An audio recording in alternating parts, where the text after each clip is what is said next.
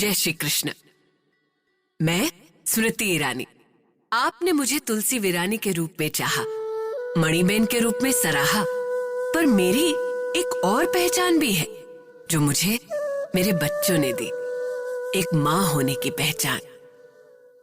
माँ, इस दुनिया का सबसे सुंदर शब्द, जन्म देने वाली धरती जैसी विशाल, पेड़ की छांव जैसी शीतल, मनुष्य के पापों से मुक्त करने वाली गंगा जैसी पवित्र माँ।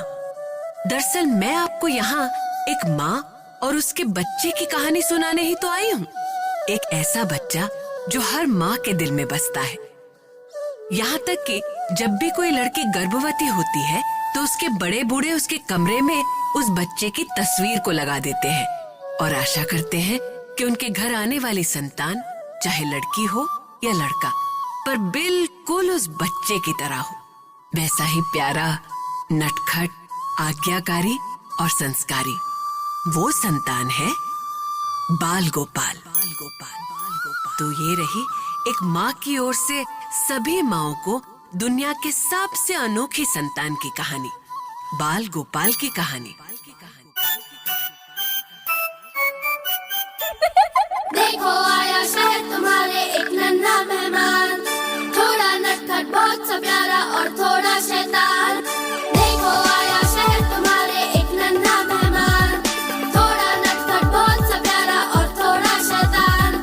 मम्मी डैडी दोस्त सहेली सबकी है वो जान, अनफन मौला बच्चा है या नन्हा भगवान। हर धमाल हो जिसका कमाल, वो है नन्हा बाल गोपाल।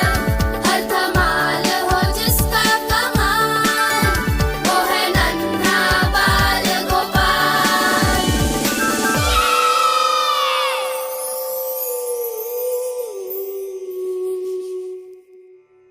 देवकी ने भी हर माँ की तरह एक ऐसी ही संतान की कल्पना की थी, साक्षात विष्णु भगवान का बाल रूप, यानी श्री कृष्ण जैसी संतान पाने की इच्छा। स्वयंभू मनवंतर में जब उनका पहला जन्म हुआ था तब उनके पति वसुदेव का नाम सुतपा था और उनका प्रश्नी। माँ प्रश्नी ने मन ही मन में ठान लिया था कि चाहे कुछ भी हो, उनको विष्णु भगवान जैसा बच्चा ही चाहिए, और ये सोचकर प्रश्नी कठिन तपस्या करने लगी। ओम वैष्णवे नमः, ओम वैष्णवे नमः, ओम वैष्णवे नमः। प्रश्नी की कठिन तपस्या देखकर देवता भी डर गए। असंभव, असंभव। हे ईश्वर, एक साधारण नारी की ये कैसी घोर तपस्या है। बरसों की कठिन तपस्या से जैसे इसका शरीर मिट्टी सा हो गया है। जाने कितने जीव जंतु घूम रहे हैं इस पर। कुछ भी हो जाए, हमें इसकी तपस्या भंग करनी ही होगी। देवताओं ने माँ प्रश्नी की तपस्या भंग करने की बहुत कोशिश की, पर उनकी एक न चली। तब वो खुद उनके सामने विष्णु भगवान का रूप धारण करके आए।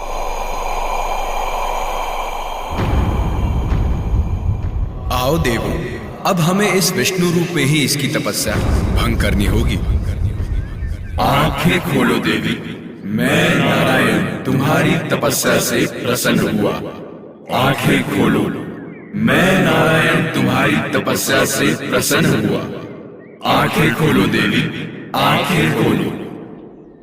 देवताओं ने पूरी कोशिश कर ली थी, पर माँ प्रश्नी ने अपनी आंखें नहीं खोली, और तब क्षीर सागर में शेष शैया पर अपनी योग निद्रा में डूबे नारायण यानी विष्णु भगवान का ध्यान माँ प्रश्नी की ओर गया और उन्होंने देवी प्रश्नी को दर्शन दिए।